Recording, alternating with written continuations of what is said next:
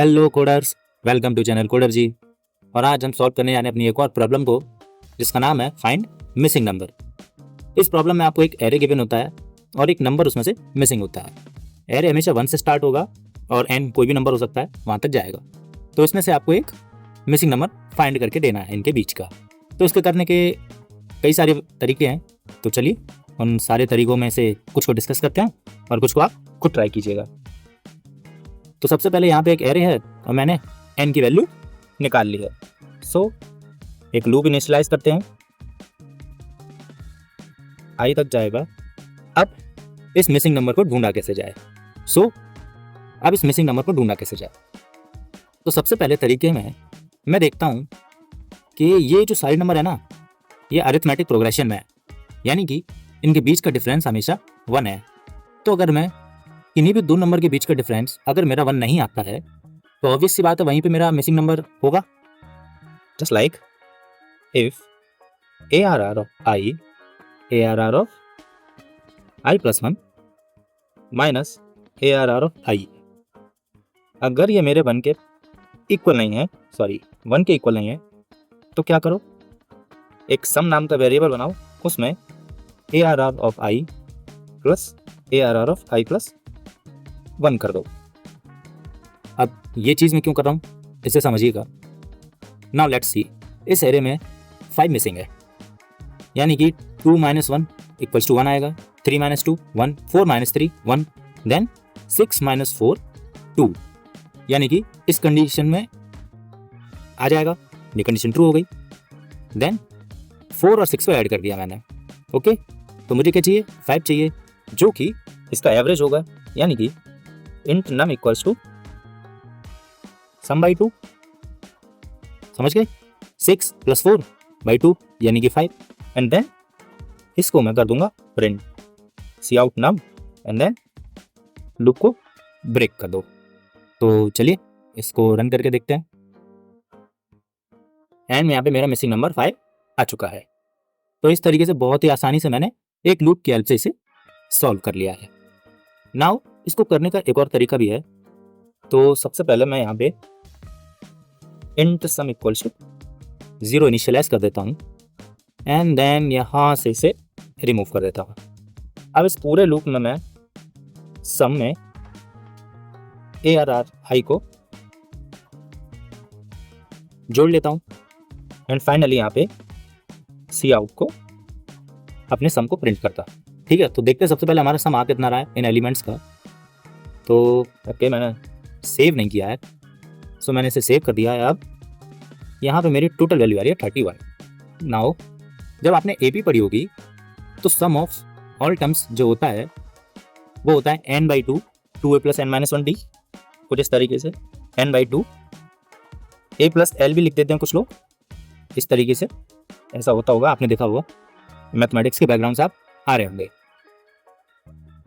Into d भी होता है यहाँ पे। ओके, तो यहाँ पे ज़रा वैल्यूज पुट करेंगे आप तो आपको मिल जाएगा। तो इस तरीके से हम अपने AP का सम निकालते हैं। और sum of first n natural numbers जो होता है वो क्या होता है, वो होता है n + 1/2। ये भी आपको पता होगा। तो मैं यहाँ पे अब एक int sum2 वर्ड बना लेता हूँ, कि यहाँ नहीं, मैं इसके नीचे बनाता हूँ। सो int sum2 = n × n + 1 / 2। Okay, so ये मुझे sum2 दे देगा। Now int difference equals to sum2 minus sum. अब ये फर्स्ट n नेचुरल नंबर्स का सम है, यानी कि n की वैल्यू यहाँ पे कितनी है, 1 2 3 4 5 6 7 8। तो यहाँ तक सारे नंबर्स का सम आ जाएगा 1 2 3 4 5 6 7 8। एंड इस सम में हमारे सिर्फ एरेस की वैल्यू स्टोर है, तो इन दोनों का डिफरेंस मुझे मेरा मिसिंग नंबर ला के दे देगा। नाउ cout करते हैं डिफरेंस को, एंड यहाँ पे मैं एक हैंडल लगा लेता हूँ, sum2 को भी लिख लेते हैं।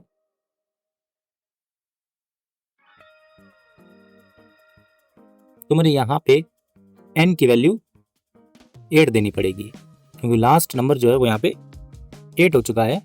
ना कि 7 है यहाँ पे, क्योंकि ये तो वैल्यूज मेरे पास 7 है, लेकिन n यहाँ पे जो आएगा वो लास्ट टर्म आएगा। तो नाउ इसको सेव करते हैं। वहाँ पे वो किया है तो यहाँ पे n-1 करना रहेगा मुझे, एंड इसको सेव करके जब मैं रन करता हूँ तो देखेंगे मेरे पास सम की वैल्यू 31, n की वैल्यू 36 एंड उनका डिफरेंट 5 आ चुका है।